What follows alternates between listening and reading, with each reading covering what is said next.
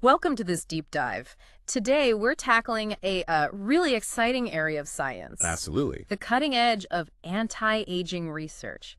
Specifically, how, well, tinkering with our cells might rejuvenate their internal powerhouses. The mitochondria. Exactly, the mitochondria. We've got some fascinating sources looking right at this connection between um, cellular reprogramming and making those energy factories young again. Yeah, and the research really highlights a potential way to, well, maybe even reverse, not just slow down, the effects of aging. By getting right to the root of the problem. Precisely, which is often the declining efficiency of mitochondria, within our cell. Okay, mitochondria. We sort of know they're important, but let's really try and nail down why it's such a big deal when they start to, well, go downhill. They're the cell's energy producers. That's a core function, yes. They generate the vast majority of the energy, the ATP, that our cells need to do basically everything. And when they become less efficient. Well, think about it. If they slow down, maybe due to just accumulated wear and tear over time. Like any machine. Exactly. Then every single process in the body can be affected. You might see, say, slower tissue repair, slower healing, or it could even contribute to the development of conditions that affect the brain, neurodegeneration. Right, because the brain uses so much energy. A huge amount. It's like, imagine a city with a failing power grid. Everything starts to struggle, doesn't it? Yeah, that's a great analogy. Makes perfect sense. So, okay, the sources mention these Yamanaka factors. Sounds very technical. It is a bit, yeah. What are they and how do they fit into this cellular rejuvenation picture? Okay, so the Yamanaka factors, that's OCT4, SOX2, KLF4, and c-MYC.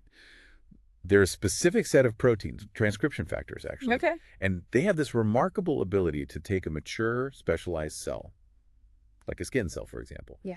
and basically wind it back, reprogram it to a state that's much more like an embryonic stem cell. This is what we call full cellular reprogramming.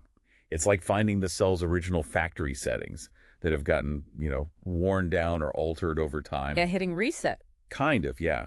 These factors are like the biological tools to reset those settings. Okay, a full reset sounds incredibly powerful. But I gather from the sources that's not quite the goal here. It sounds like they're looking at something gentler. Precisely. That's what's really exciting in this newer research, the idea of partial or transient reprogramming. Transient meaning short. Yeah, exactly. Instead of pushing the cell all the way back to that stem cell state, scientists are using these Yamanaka factors for a much shorter period. Ah, okay. So the aim isn't really to create stem cells, wiping the slate clean, but more to give the existing mature cells a kind of tune-up. A tune-up. I like that. And specifically, yeah, targeting the rejuvenation of their mitochondria. Okay, so not hitting the big red reset button, more like a targeted revitalization. And this is where it gets really interesting for me. What did the scientists actually see when they tried this gentler approach on human cells? The results are pretty striking, actually. They did studies on adult human fibroblasts. Right. These are common cells in our connective tissue. Right. And even a brief exposure to these Yamanaka factors led to, well, a restoration of more youthful mitochondrial function. Youthful function meaning? Meaning they saw improvements in the mitochondria's ability to produce energy efficiently. This showed up as a higher mitochondrial membrane potential. Membrane potential. That's like the battery charge level. That's a good way to think about it, yeah. It's a key measure of how well those cellular power plants are actually operating. A higher potential means they're working better, more energetically. So more energy at the cellular level. That really does sound like a significant step, potentially against age-related decline. It absolutely does. And, it wasn't just about raw energy production. Oh. The researchers also noticed the mitochondria themselves became more dynamic. The sources use the term more dynamic mitochondrial morphology. Morphology. Their shape and structure. Exactly. It means they were better at moving around, fusing together, and dividing as needed. This dynamism is actually crucial for maintaining mitochondrial health and efficiency over time.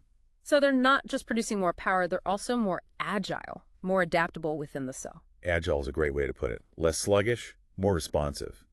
Think of it as a more flexible and well-maintained energy network inside the cell. Okay, more agile mitochondria. What other benefits did this partial reprogramming seem to offer? Well, importantly, the treated cells also showed a significant reduction in oxidative stress. Oxidative stress. Yeah. That's like cellular rust, right? Damage from reactive molecules. Precisely.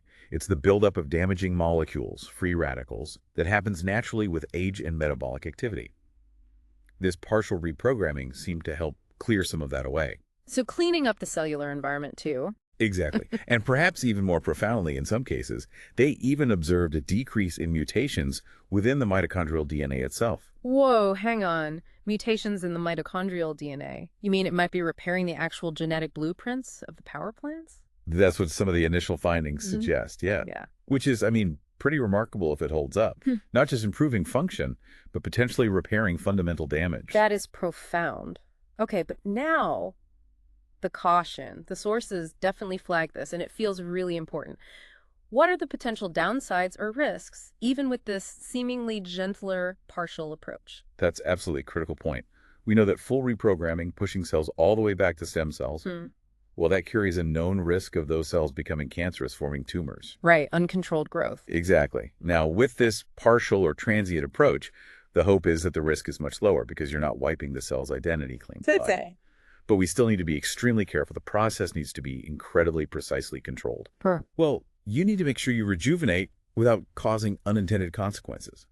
Like, you don't want the cells to lose their specialized function. You don't want your heart cells forgetting their heart cells, for example. Okay, yeah, that would be bad. Or behaving in other unpredictable ways. It's a very, very delicate balance to strike. Get the timing just right, the dosage just right. A delicate balance, definitely. But let's assume, hypothetically, we can master this balance. What are the potential game changers here? How could this really shift how we approach aging and age-related diseases? Oh, the possibilities are, genuinely exciting. Imagine being able to effectively treat conditions like, say, sarcopenia, the muscle wasting that often comes with age. Yeah. Not just by managing symptoms, but by actually rejuvenating the muscle cells themselves, making their mitochondria work better again. Restoring strength at a cellular level. Exactly. Or think about neurodegenerative diseases, Alzheimer's, Parkinson's, where we know energy metabolism in brain cells is compromised. Because those cells have such high energy demands. Tremendous demands. This kind of approach could potentially offer a way to restore that crucial energy production right where it's needed. Think about it. A future where the muscle weakness you might associate with getting older isn't just an inevitable slide. But something you could potentially reverse. Something you could potentially reverse at the cellular level. That's the kind of paradigm shift this research is hinting at. And it sounds like it's not just about tackling the normal signs of aging. The sources also mention mitochondrial disorders, right? Absolutely. These are specific diseases caused by inherent genetic problems with the mitochondria themselves, often from birth. They can be devastating, and many currently have very limited or no effective treatments. So this targeted rejuvenation, it could open up completely new therapeutic avenues for them. It really could. If you could improve the function of the existing mitochondria, even faulty ones, or perhaps clear out the most damaged ones, that could make a huge difference for those patients. And another fascinating aspect mentioned was this idea of in situ rejuvenation. Yeah. Meaning doing this within the body, not taking cells out. Exactly. That's a huge potential advantage. Instead of needing complex and invasive procedures like growing cells in a lab and transplanting them back in. Which has its own risks and difficulties. Right. The hope is that maybe we could develop ways, perhaps using gene therapy vectors or other delivery methods, to trigger this partial reprogramming process directly within the affected tissues in the body. Wow, that would be much less invasive. Much less. It's still a long way off, of course, but it's a very appealing prospect. Okay, so if we try to distill all of this down, what's the core message? What should you, listening, really take away from this deep dive today? I think the fundamental insight is that we're really at the early stages of a potentially revolutionary way to think about and maybe intervene in the aging process. It's about targeting the mechanisms of aging, not just the outcomes. Exactly. This ability to selectively rejuvenate key cellular components, particularly the mitochondria, it seems using this partial reprogramming technique holds really significant promise. The idea is to develop safer, more targeted interventions. Safer because it's not a full reset. Hopefully, yes. And interventions that could potentially reverse some of the molecular signs of aging, offering a much more fundamental approach than just, managing symptoms as they appear. It's a pretty remarkable convergence, isn't it? Our growing understanding of basic cell biology, like these Yamanaka factors, meeting the potential for completely new therapies. It really is. It sparks the imagination about what might be possible down the line. Yeah, But, and it's a crucial but, it also really underscores how important it is to keep pushing this research forward carefully. We have to constantly weigh the immense potential against the need for rigorous safety checks and controls. absolutely. Proceed with excitement, but also with caution. Couldn't have said it better. So, as we wrap up this deep dive, it kind of leaves you wondering, doesn't it? Given that we're starting to learn how to precisely tweak something as fundamental as cellular identity, just enough for rejuvenation, what other core biological processes might become targets for similar kinds of fine-tuned interventions in the future? It feels like we might be just scratching the surface of manipulating our own biology in these incredibly specific ways.